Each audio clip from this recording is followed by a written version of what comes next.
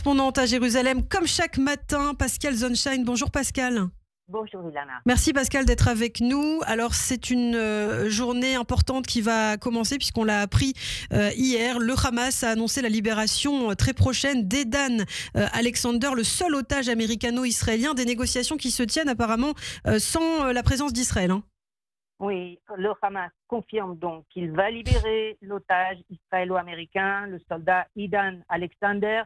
Comme une partie des mesures en vue d'un cessez-le-feu, l'organisation est prête à entamer immédiatement des négociations intensives, a déclaré hier soir Khalil Al-Khaya, un des responsables du Hamas, qui a confirmé que des contacts avaient été engagés depuis déjà quelques jours avec les États-Unis.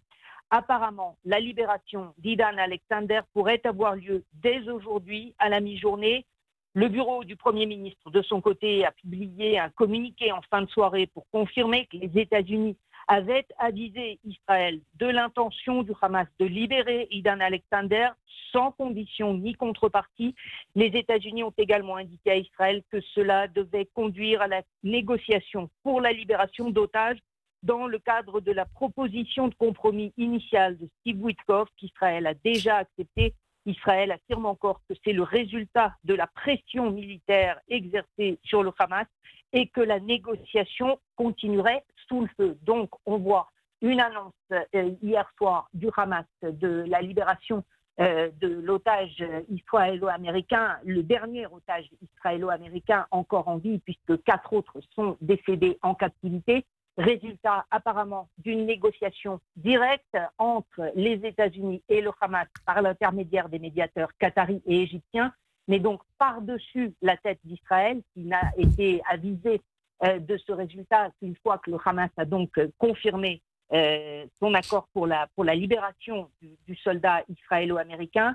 Cette libération qui devrait donc avoir lieu à la mi-journée. On attend plus de détails dans les heures qui viennent sur l'heure exacte de la libération du soldat, mais évidemment aussi un résultat minimum qu'attendait Donald Trump avant son départ aujourd'hui pour l'Arabie Saoudite et sa tournée diplomatique dans le Golfe Persique. Alors vous avez dit Pascal, une libération sans condition ni contrepartie. C'est vrai qu'Israël de son côté a dit qu'elle ne relâcherait pas de terroristes en échange. Alors on peut se poser la question, qu'est-ce que le Hamas va obtenir quand même? Il y aura certainement, vous dites pas de condition, mais il y aura certainement une condition, Pascal, non?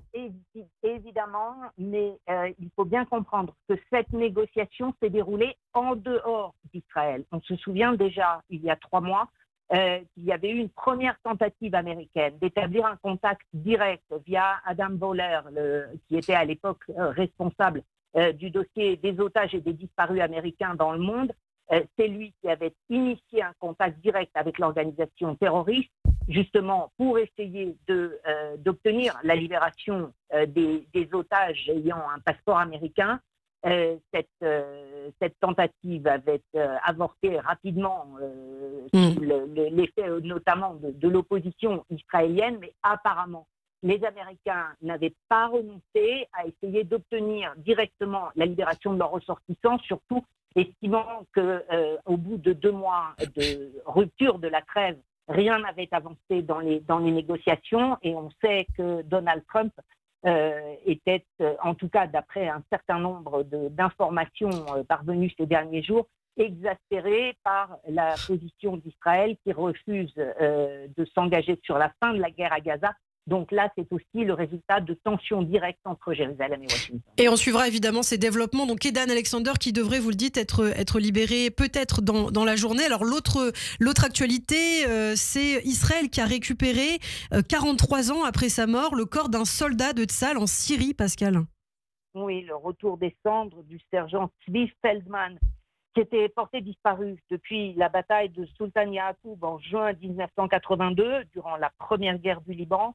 Il a fallu 5 mois d'opérations secrètes de Tzahal et du Mossad pour parvenir à retrouver la dépouille de Tzvi Feldman, enterré dans un cimetière en plein cœur de la Syrie, donc très loin de la zone tampon occupée par Israël.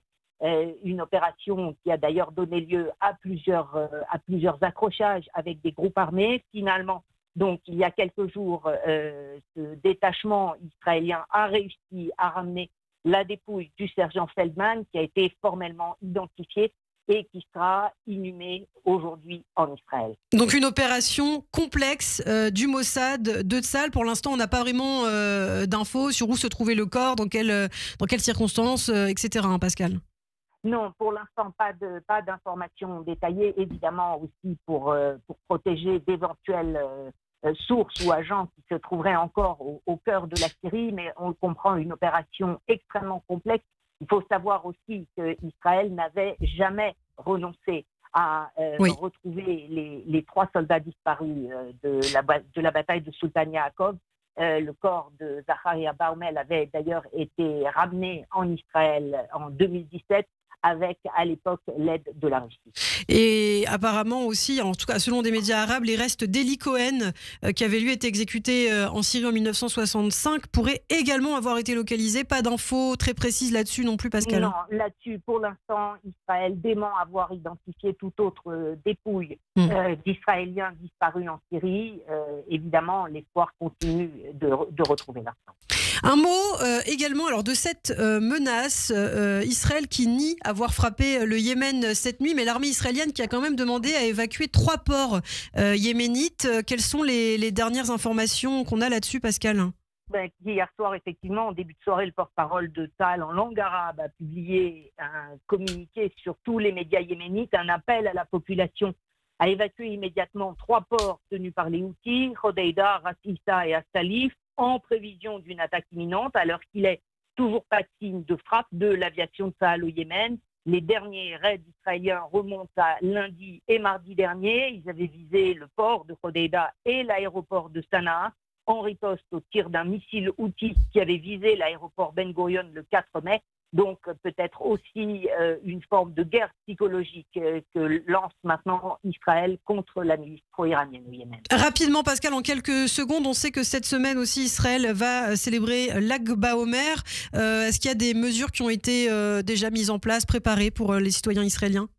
D'abord et essentiellement des interdictions d'allumer des feux dans toutes les zones à risque, étant donné évidemment les incendies qu'Israël a connus depuis 2 semaines. Eh bien, on en parlera, on aura l'occasion peut-être de détailler cette situation au cours des prochaines éditions, des prochains jours. Merci beaucoup Pascal, rendez-vous tout à l'heure à 7h26 pour le Zoom Israël. Restez avec nous tout de suite, l'essentiel de l'info avec Eva Soto.